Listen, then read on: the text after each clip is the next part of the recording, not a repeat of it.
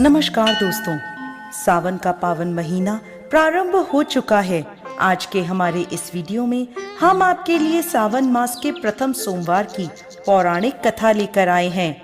एक समय की बात है, अमरपुर नामक एक नगर में अमीर साहूकार रहता था। उसके कोई संतान नहीं थी, जिस कारण वो बहुत दुखी रहता था। संतान प्राप्ति के लिए वो हर सोमवार व्रत कर भोलेनाथ की पूजा किया करता था। संध्या के समय मंदिर में जाकर भगवान शिव के आगे घी का दीपक जलाया करता था। उसकी भक्ति देखकर माता पार्वती बहुत प्रसन्न हुई और भोलेनाथ से कहने लगी, हे प्राणनाथ, ये आपका सच्चा भक्त है, कृपा करके इसकी मनोकामना पूरी कर दें। यह सुन भोलेनाथ बोले, पार्वती, पूर्व जन्म के कर्मों के कारण इसके भाग्य में संतान सुख नहीं है। परंतु माता पार्वती नहीं मानी। तब भोलेनाथ ने स्वप्न में उस साहूकार को दर्शन दिए और संतान प्राप्ति के वरदान के साथ साथ ये भी बताया कि उसका पुत्र अल्प आयु होगा और उसकी आयु मात्र 16 वर्ष की होगी। यह सुनकर साहूकार प्रसन्न तो हुआ, परंतु साथ ही साथ चिंतित भी हो गया। ये सारी बात उसने अपनी पत्नी को भी बता दी।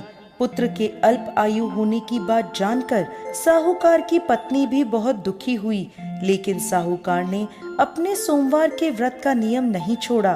कुछ समय बाद साहूकार के घर में एक सुंदर पुत्र रत्न पैदा हुआ, जिसका नाम उन्होंने अमर रखा। अब अमर 11 वर्ष का हो गया था, तो साहूकार ने उसे अपने मामा के साथ शिक्षा ग्रहण करने काशी भेज दिया। साहूकार ने उन्हें रास्ते के लिए कुछ धन दे दिया और कहने लगा, तुम जहाँ भी रात्रि विश्राम करो, वहीं यज्ञ आदि करके ब्राह्मणों को भोजन करवा देना। अमर अपने मामा के साथ यात्रा पर निकल पड़ा। रास्ते में वो एक राज्य में पहुँचे, जहाँ राजकुमारी का विवाह हो रहा था, परंतु जिस राजकुमार से उसका विवाह होना था, वो अचानक किसी कारण से एक आंख से अंधा हो गया। यह बात किसी को पता ना चले, इसलिए राजकुमार के पिता ने अमर से दूल्हे की जगह बैठने की विनती करी। अमर ने यह विनती स्वीकार कर ली और राजकुमारी चंद्रिका से विवाह कर लिया। विदाई के समय अमर ने राजकुमारी चंद्रिका को सारी बात बता दी और उन्हें अपने पिता के घर छोड़कर काशी की ओर चल दिए। जब अमर 16 वर्ष का हो गया, तब उन्होंने एक यज्ञ का आयोजन किया और यज्ञ के बाद ब्राह्मणों को भोजन कराया और अन्न और वस्त्र दान भी किए। उसी रात्रि निद्रा में अमर की मृत्यु हो गई। उसके मामा जोर जोर से रोने लगे। उनका विलाप सुनकर भोलेनाथ और माता पार्वती वहां आ पहुँचे। अमर के मामा का विलाप देखकर माता पार्वती भोलेनाथ से बोली, प्रभु, इस व्यक्ति के कष्ट को दूर कीजिए। तब भोलेनाथ बोले, पार्वती, ये वही साहूकार का बालक है जिसे 16 वर्ष तक जीवित रहने का वरदान मिला था।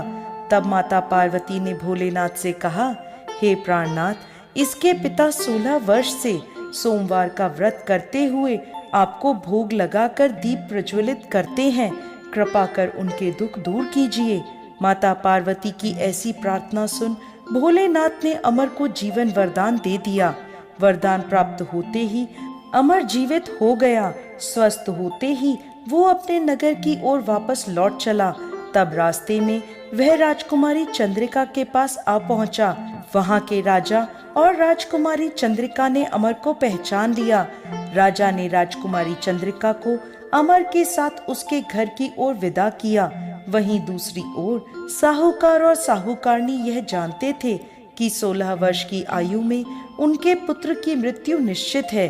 इस कारण वो बहुत दुखी थे और कष्ट में अपना जीवन बिता रहे थे। तभी उनका पुत्र अमर राजकुमारी चंद्रिका के साथ घर पहुंच गया। अमर को अपनी नवविवाहित पत्नी के साथ देखकर साहूकार और साहूकारनी बहुत प्रसन्न हुए। उसी रात भोलेनाथ ने साहूकार को स्वप्न में दर्शन दिए और कहने लगे, हे साहूकार, तुम्हारे सोमवार के व्रत से प्रसन्न होकर मैं तुम्हारे पुत्र को लंबी आयु प्रदान कर रहा हूँ। हे भोलेनाथ, जैसा दुख आपने पहले साहूकार और साहूकारनी को दिया, वैसा किसी को मत देना। और जैसे बाद में उनके पुत्र को लंबी आयु प्रदान करी, वैसे ही इस कथा को कहने वाले, सुनने वाले और हुंकारा भरने वाले सब पर कृपा करना।